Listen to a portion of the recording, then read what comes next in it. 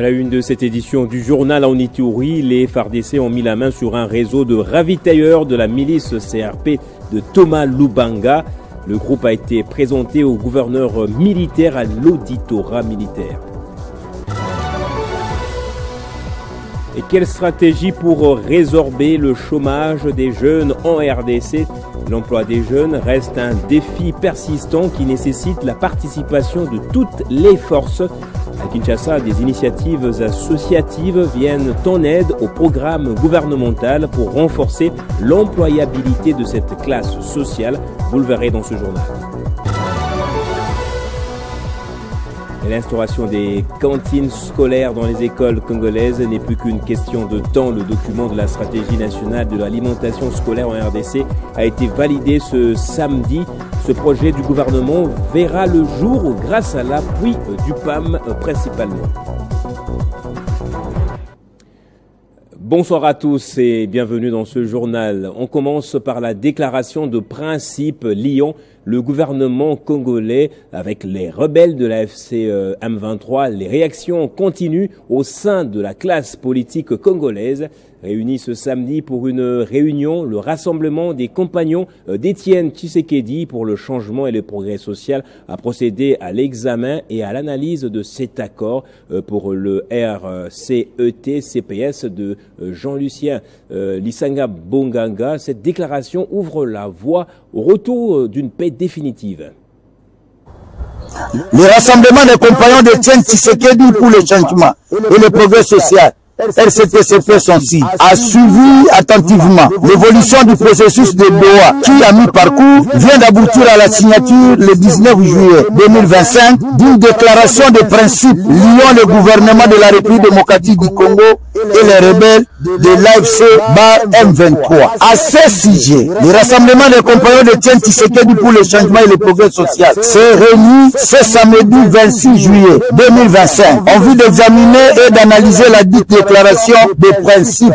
À l'issue de cette réunion, le RCT-CPS fait la déclaration suivante. Le rassemblement des compagnons d'Etienne Tshisekedi pour le changement et le progrès social salue la signature le 19 juillet 2025 à Doha, au Qatar, de la déclaration de principe entre le gouvernement de la République démocratique du Congo et les rebelles de l'AFC M23 sous l'impulsion de son Excellence Félix Antoine Tshisekedi Tshilombo, président de la République, chef de l'État. Cette déclaration ouvre la voie au retour de la paix définitive dans la partie est de notre pays en guerre d'agression depuis plus de 3 décennies. Ces principes arrêtés et convenus par les partis constituent les termes de référence du canevas de matières qui feront l'objet de futures négociations tant attendues par notre peuple. Le rassemblement des compagnons d'Etienne Tshisekedi pour le changement et le progrès social félicite les deux partis sur les principes généraux de cette déclaration qui consacre l'instauration de l'autorité de l'État sur toute l'étendue du pays, l'attachement à l'intégrité territoriale et à la souveraineté de la République démocratique du Congo. Le RCT-CPS exprime sa reconnaissance aux États-Unis d'Amérique, au Qatar et à l'Union africaine pour leur accompagnement au processus de rétablissement de la paix, de la sécurité et de la stabilité dans la région des Grands Lacs. Le rassemblement des compagnons d'Etienne Tshisekedi pour le changement et le progrès social s'est particulièrement appesanti sur le point relatif au retour des personnes déplacées et des réfugiés. À ce titre, le RCT-CPS félicite les partis qui s'engagent à faciliter le retour des personnes déplacées. Celles-ci doivent rentrer chez elles et récupérer leurs biens sans aucune forme de procès. Elle doit être gérée sous l'égide du Haut Commissariat des Nations Unies pour les réfugiés qui procédera à l'examen au cas par cas toutes les personnes prétendument réfugiés au fin de contourner l'objectif malicieux d'aboutir à des colonies de peuplement. Et direction Ituri, où un réseau de ravitailleurs du mouvement CRP de Thomas Lubanga vient d'être démasqué en ville de Bunia. Ces éléments ont été présentés au lieutenant Luboya Kachama Johnny, gouverneur militaire de l'Ituri, à l'auditorat militaire. L'armée annonce la poursuite du démantèlement de ce réseau criminel. Reportage de la presse militaire. C'est dans la salle de la Cour militaire opérationnelle de l'Ituri que ses collaborateurs ont été présentés au gouverneur militaire de l'Ituri, le lieutenant-général Luboyanka Chamadjoni. Ils sont accusés de collaborer avec la milice RP de Thomas Lubanga, alliée au M23. Il faut dire à tous ceux-là qui pensent que la communauté est dans leur poche, à l'issue de cette dénonciation, ça montre clairement que la communauté n'est pas avec les destructeurs de la province de l'Ituri. Les jeunes l'ont dit, ont dénoncé, ont démontré, les armes, les munitions ont été récupérées ici dans la ville de Bunia. Pourquoi? Pour vouloir détruire cette province. Allez dire à Thomas Lubanga, la communauté n'est pas avec lui et la communauté ne sera jamais avec lui pour détruire la province. Nous sommes mis à l'ordre de bataille utile pour dénicher, démasquer tous les destructeurs de la province de l'Ituri.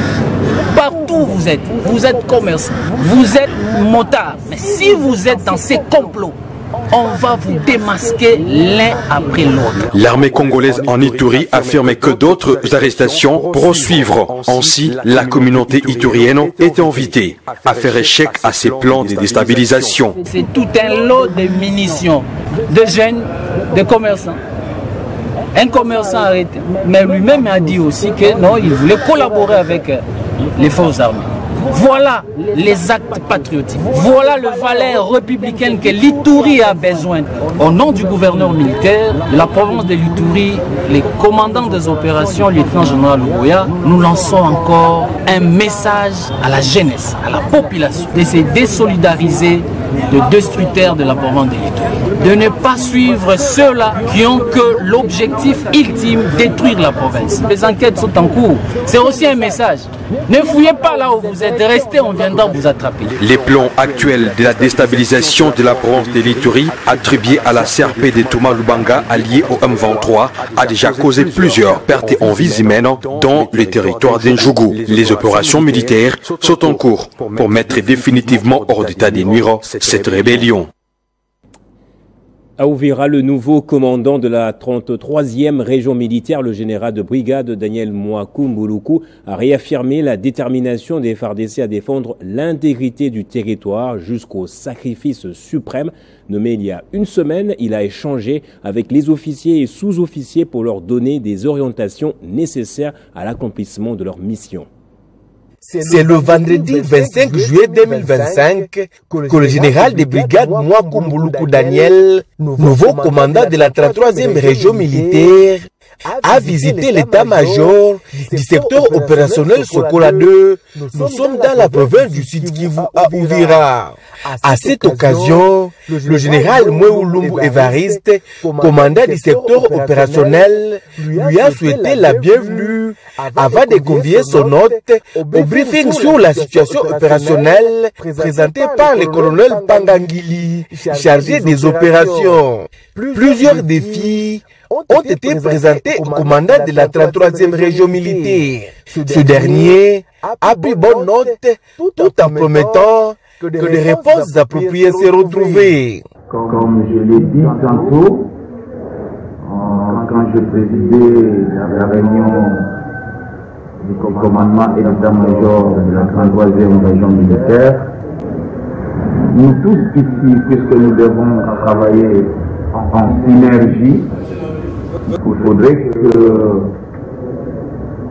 les uns les autres puissions bénéficier de nos différentes expériences. Durant mon séjour avec vous, j'ai des expériences à fournir, puisque seul ne vaut rien, besoin effectivement de vos expériences également. Que nous allons travailler en étroite collaboration. Avant son affectation à la tête de la 33e région militaire, le général Mwaku assumait les fonctions de commandant de la 22e région militaire adjoint, chargé des opérations et renseignements dans la province du Haut-Katanga. Et cette problématique de la création d'emplois en République démocratique du Congo, quelle solution pour le chômage des jeunes? Où en sommes-nous aujourd'hui avec les millions d'emplois promis par le chef de l'État d'ici à 2028? Entreprises et Office national de l'emploi ont tenté cette semaine d'allumer la lueur d'espoir à travers Job Days, des journées au cours desquelles certains jeunes présélectionnés ont eu des entretiens d'embauche, même si la demande est toujours de plus en plus forte. C'est une méga activité qui a vécu cette semaine au Palais du Peuple à Kinshasa. Une activité dénommée Job Days, une initiative de l'Office national de l'emploi ONEM, organisée avec l'appui technique et financier de Enabel pour tabler sur la problématique de l'emploi en République démocratique du Congo, cerner l'écosystème, formation, emploi, entrepreneuriat. Plus de 20 000 jeunes demandeurs d'emploi ont répondu à l'appel, ainsi que les entreprises qui militent aux côtés de l'ONEM pour absorber le chômage.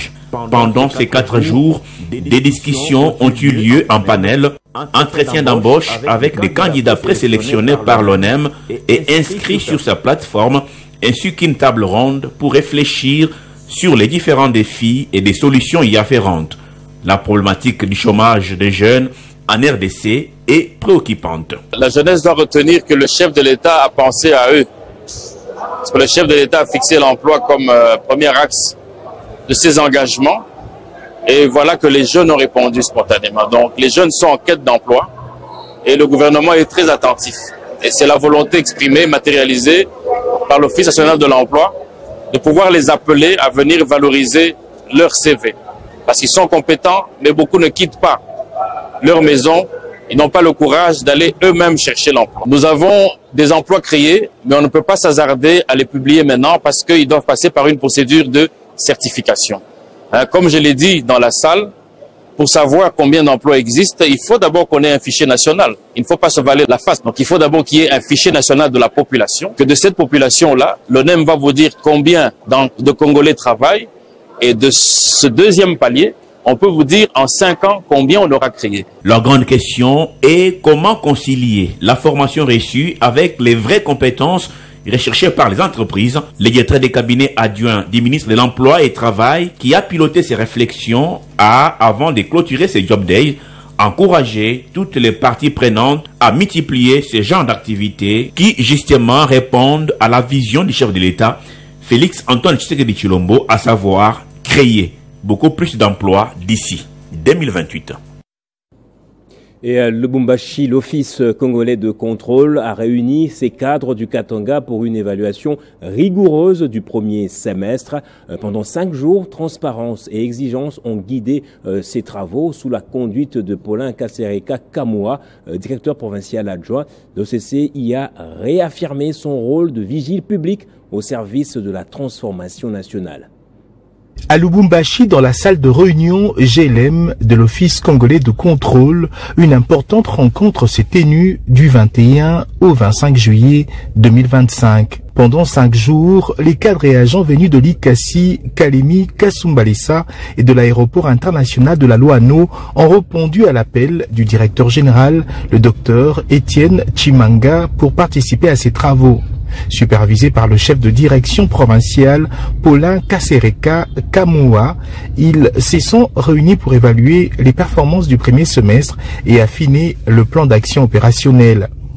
Dans une atmosphère de rigueur et de collaboration, les inspecteurs de conformité ont travaillé en commission. Ils ont analysé les chiffres, partagé les réalités du terrain et proposé des pistes d'amélioration. Chaque échange, chaque donnée, chaque recommandation portait la volonté d'un service public plus efficace, plus transparent. Le vendredi 25 juillet, à la clôture de ces assises, la cérémonie a été marquée par un moment fort. Le chef de direction adjoint Paulin Kasereka Kamua a présenté les résultats des travaux et salué l'engagement des participants. Nous ne saurions clore ce speech sans vous rappeler ce que nous sommes et ce que la République démocratique du Congo attend de nous. Rappelez-vous à chaque instant que le chef de l'État, son Excellence Félix Antoine Tshisekedi Tshilombo, président de la République démocratique du Congo et premier protecteur du consommateur, attend de l'OCC un travail efficace. À travers cette dynamique, l'OCC de l'espace Grand Katanga trace la voie d'un avenir où le contrôle devient un levier de progrès pour une République démocratique du Congo où cette institution joue réellement son rôle de contrôle. Et puis Martin Kabouya Moulamba, mandataire spécial du chef de l'État chargé des infrastructures, a effectué une visite d'inspection des principaux chantiers routiers lancés par la gouverneure du Lualaba, Fifi Masuka, du bypass ouest à la route Kolwezi-Solwezi jusqu'à la frontière zambienne. Cette tournée traduit la volonté du gouvernement provincial de moderniser les infrastructures et de renforcer la coopération transfrontalière en phase avec la vision du chef de l'État. En mission officielle au Lualaba, le mandataire spécial du chef de l'État en charge des infrastructures et suivi des projets des partenaires techniques et financiers, Martin Kabouya Moulamba, accompagné des deux de ses collaborateurs, a, sous la conduite du ministre provincial en charge des infrastructures et travaux publics, effectué une visite d'inspection des différents projets d'infrastructures de grande envergure amorcés par le gouvernement provincial du Lualaba. La visite a débuté par la bypass ouest, longue de 39,5 km et 30 mètres de largeur, déjà construite en terre battue et sera subdivisée en 6 bandes, une première en RDC. Des projets routiers lancés par la gouverneure Masuka Saini en vue de désengorger la voirie urbaine et la protéger contre les trafics des camions poids lourds. Martin Kabouya a été conduit par la suite sur la route provinciale Kolwezi-Solwezi.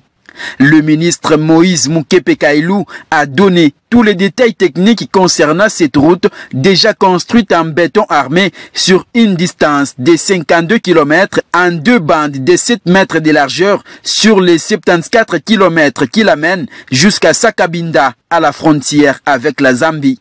La dernière étape de ces grands projets est de 24 km de longueur et 30 mètres de largeur. Les ouvriers de l'entreprise Emmanuel Construction procèdent déjà à la découverture. Chemin faisant, la délégation s'est rendue jusqu'à la frontière entre la RDC et la Zambie, visitant les différents services étatiques déjà installés et la borne 39 qui sépare les deux pays. Pour s'imprégner également de l'évolution des travaux de l'autre côté de la Zambie, la délégation s'est rendue au poste d'immigration de Kambimba en Zambie. À Kolwezi, Martin Kabouya a visité l'échangeur routier et l'aérogare de l'aéroport de Kolwezi sous les explications de la commandante de la RVA. À l'issue de cette visite, Martin Kabouya a été reçu par la gouverneure Masuka Saini pour faire les rapports de sa tournée d'inspection. Le gouverneur du Olomami, Banza Mouloumé Marmon, a procédé au lancement officiel de l'initiative présidentielle de l'élimination du VIH-Sida infantile Horizon 2030. Il s'agit de l'une des recommandations de la 12e conférence des gouverneurs tenue récemment dans la province du Lualaba. Le gouverneur du Olomami, honorable Banza Mouloumé Marmon, a procédé au lancement officiel de l'initiative présidentielle de l'élimination du VIH-Sida infantile Horizon 2030 dans l'avant-midi de ce vendredi 25 juillet 2025 dans la salle Maïdiou. Devant le président de l'Assemblée provinciale du Olomami, les membres du gouvernement provincial, les corps de la santé ainsi que différentes personnalités de la ville, Marmon Banza Mouloumé, gouverneur, a fait la restitution des travaux qui se sont déroulés au Lualaba lors de la 12e conférence des gouverneurs organisée sous le thème « La santé comme facteur de cohésion sociale et du développement durable des provinces ». Ayant participé à la 12e conférence des gouverneurs, les chefs des divisions de la santé et les secrétaires provinciaux sont revenus sur les recommandations qui ont été retenues dans les travaux des panels. Dans son discours de lancement, le chef de l'exécutif provincial, Marmon Banza Mouloumé, a invité tous les acteurs à s'approprier cette initiative du chef de l'État pour qu'aucun enfant ne souffre de cette maladie d'ici 2030. Je saisis cette occasion si belle pour rendre hommage au président de la République, initiateur de la couverture santé universelle. Grâce à lui, les enfants congolais peuvent accéder aux soins de santé de qualité à moindre coût. Il va de soi que dans une telle circonstance, l'ensemble du peuple congolais puisse les remercier considérant l'importance de la valeur de son engagement. Occasion faisant le larron, Banza Mouloumé Marmo, gouverneur, a présenté aux participants le prix qui lui a été décerné par les chefs de l'État, Félix Antoine Tshisekedi Tshilombo, lors de la 12e conférence des gouverneurs, pour s'être distingué dans les opérations de vaccination contre la poliomyélite dans sa province. La RDC a mis toutes les batteries en marche pour l'instauration des cantines scolaires dans différentes écoles à travers le pays. Il s'agit d'un projet du gouvernement qui bénéficie d'un appui important du programme alimentaire mondial. Pour ce faire, le document de la stratégie nationale de l'alimentation scolaire en RDC a été validé ce samedi au cours d'un atelier organisé par le ministère de l'Éducation nationale et Nouvelle Citoyenneté en collaboration avec le PAM. Reportage de Christian Calongé. Au cours de cette importante activité, le secrétaire général à l'intérim à l'éducation nationale, Alexis Yoka, a souligné que l'alimentation scolaire est bien plus qu'un repas servi à l'école. L'alimentation scolaire est bien plus qu'un repas servi à l'école. C'est donc un levier puissant du développement humain, un facteur de stabilité scolaire, un outil de promotion de l'équité et un pilier de la lutte contre la pauvreté et la malnutrition infantile. En présence du directeur de cabinet de la ministre d'État en charge de l'éducation nationale, la conseillère Tressine Toumba de la ministre d'État a présenté avec brio l'économie du document élaboré par la commission multisectorielle mise en place à la suite de l'atelier de portage institutionnel du projet des cantines scolaires. Elle a structuré sa présentation en 9 points et ont abouti à l'élaboration de la stratégie nationale de l'alimentation scolaire, notamment le contexte général, le processus, les axes de la stratégie, le modèle d'approvisionnement, l'approche intégrée, l'école, plateforme pour un développement local durable, les outils de mise en œuvre, les acquis enregistrés, les prochaines étapes et les raisons de s'engager. Aujourd'hui, on a procédé à la validation de la stratégie nationale de l'alimentation scolaire, un processus qui a duré, on va dire, 10 mois, mais qui a fini par aboutir. On nous a donné un document stratégique sur lequel nous allons nous inspirer aujourd'hui.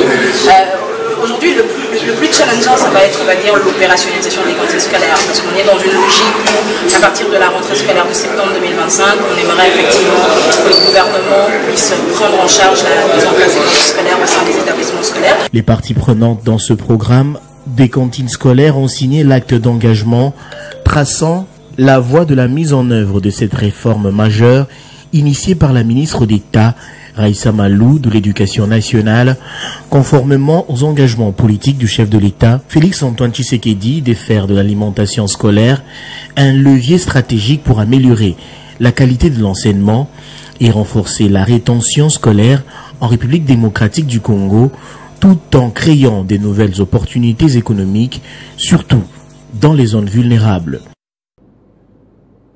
Et pour ses vacances parlementaires, le député national Passy Zapamba était à Popocabaka, son fief, pour remercier sa base pour l'élection de Félix Tshisekedi. Il a également organisé plusieurs activités, notamment la pose de la première pierre de construction de l'ISTM et l'inauguration du bâtiment de l'ISP. L'élu national en a aussi profité pour se prononcer sur l'accord de principe signé entre Kinshasa et la coalition AFCM 23. Le député national Passy Zapamba, élu de Popocabaka dans la province du Congo, a séjourné dans cette partie de la République démocratique du Congo dans le cadre de ses vacances parlementaires. Conformément à la Constitution en son article 144, alinéa 1 du règlement intérieur en vigueur, il était question pour lui de s'imprégner de la vie politique, administrative, économique, sociale et culturelle de sa circonscription électorale des Popocabaka. Parce que tous les enfants de Popo se rendaient soit à Kenge, soit à Kasson-Olunda. Ce qui nous a motivés de nous jeter dans l'eau pour obtenir cette institution. À son arrivée à Popocabaka, Passy Zapamba a organisé plusieurs activités. D'abord, un meeting avec sa base de Congo. Ensuite, procéder à la pose de la première pierre des constructions de l'ISTM Popocabaka. Plus de 3 millions de dollars pour cette route. Si je dois prendre le projet de l'office de route, il est environ de 7 millions de dollars pour la route nationale numéro 16. Je suis sur la route nationale numéro 16 qui doit partir de Bukangalonjo jusqu'à Popokabaka pour traverser jusqu'à Kinvula. Et il y a une société qui travaille là-dessus. Je veux bien qu'on puisse remblayer, je veux bien qu'on puisse mettre du sable.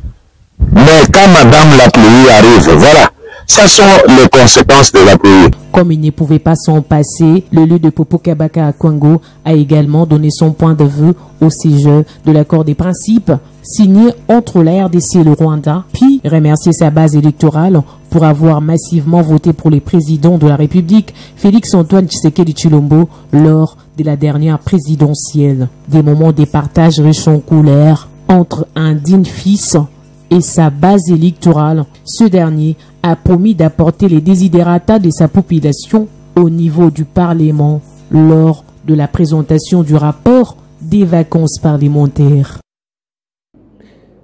Il est pourtant né à Bukavu le 23 juillet 1995, soit 1995, sous le nom de Christian Bahati. Le prénommé se trouve actuellement au cœur d'une campagne le désignant comme usurpateur d'identité d'un membre de la famille de Modeste Bahati Lukwebo, actuel deuxième vice-président du Sénat congolais. Qu'en est-il exactement? L'incriminé a réagi. Dans un communiqué de presse publié par la Fondation Bahati Christian, FOBAC, dont il est le président fondateur, ce dernier parle d'un ensemble des propos diffamatoires basés sur 0 élément de preuve sans tenir compte des préjudices moraux causés sur la personne de Christian Bahati et sa famille, pourtant respectueuse et jouissant d'une bonne réputation. Selon certaines rumeurs, Christian Bahati usurpe l'identité d'un membre de la famille Bahati Lukwebo pour rançonner certaines personnes. La FOBAC détruit ici aussi ce qu'elle qualifie des fausses accusations, précisant que son président n'a jamais voulu appartenir à une famille autre que la sienne, c'est-à-dire la famille Bahati Yabanga, tout en dénonçant le chantage à son égard. Parmi les éléments avancés par Bahati Christian pour prouver à l'opinion tant nationale qu'internationale qu'il n'a jamais usurpé l'identité figure son passeport, l'extrait des casiers judiciaires publié le 19 juin 2019, sa fiche individuelle de l'état civil délivrée en 2013 par le bourgmestre de la commune de Ngaliema, dont lui et sa famille sont résidents, la copie de son diplôme universitaire obtenu en 2017 et quelques extraits bancaires. Face à ce qu'il qualifie de chantage et diffamation, Bahati Christian dit être ouvert à quiconque qui a de preuves de cette prétendue usurpation d'identité de les avancer, faute de quoi il se réserve le droit d'ester en justice pour laver son image ternie dans une affaire montée de toutes pièces pour nuire à sa personne, selon le communiqué de la Fondation. Ce qui est pourtant vrai est que Bahati Christian et Modesto Bahati sont tous originaires du territoire de Kabare au sud Kivu et actuellement installés à Kinshasa. Les deux ont été candidats à la députation nationale dans la ville de Bukavu en 2023. Il devient alors curieux de constater l'apparition de cette pseudo-saga autour d'un des noms les plus attribués dans la région du Kivu, c'est-à-dire le nom Bahati. Et on va terminer par le lancement sur le site du campus de l'Université pédagogique nationale, UPN, du village Pepsi, un méga programme qui va s'étendre sur l'ensemble de la capitale congolaise dans le but de rapprocher les consommateurs des produits Pepsi. Crispin Chibukufa nous en parle dans ce reportage. C'est une activité qui répond à la politique commerciale de la marque internationale qu'est Pepsi, à savoir rapprocher ses produits de la population congolaise à travers la crème intellectuelle au vu de son influence sociale positive dans la communauté. L'inauguration du village Pepsi à l'Université pédagogique nationale ce vendredi 25 juin 2025 a connu la participation du personnel académique, des gestionnaires, des étudiants et quelques invités dans l'enceinte de cette institution universitaire fraîchement rénovée par le chef de l'État Félix Antoine Tshisekedi Tshilombo. L'arrivée de ce village sur le site de l'Université pédagogique nationale, fraîchement rénovée par son Excellence Monsieur le Président de la République, Félix Antoine Tshisekedi Tshilombo, à qui je rends mes hommages les plus déférents, demeure non seulement l'occasion pour les étudiants, membres du personnel universitaire et d'autres passants de se rafraîchir à proximité dans les meilleures conditions et à moindre coût, mais aussi une contribution substantielle au marché de l'emploi, étant donné que grâce à son réseau de vendeurs munis de chariots et glacières plastiques de marque Pepsi, plus de 150 emplois directs et indirects seront créés pour résorber tant soit peu de chômage. Ces sites, selon Julien Awanyamogabo, DG de la société Maendeleo, distributeur des produits Pepsi, Kinshasa et Congo Central, sera également un cadre par excellence pour pousser les étudiants à l'entrepreneuriat pour ces types de business réalisables à moindre coût mais très rentables.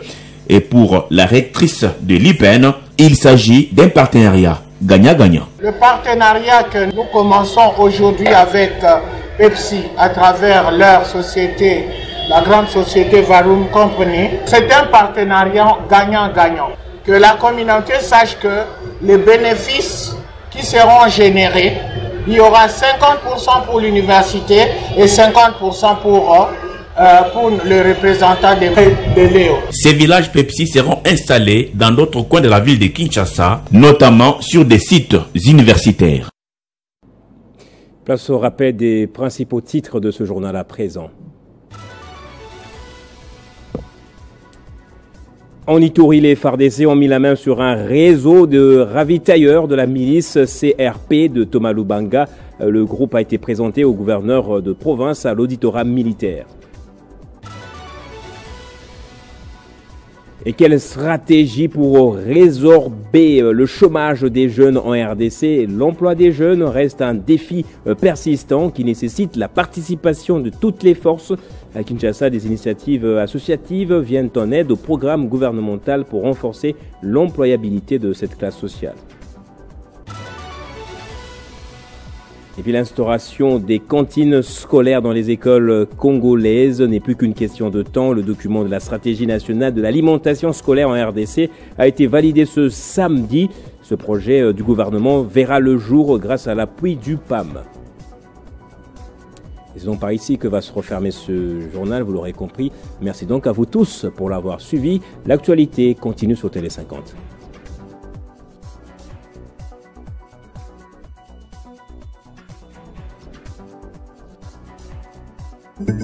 Retrouvez toute l'actualité en continu sur www.tele50.cd.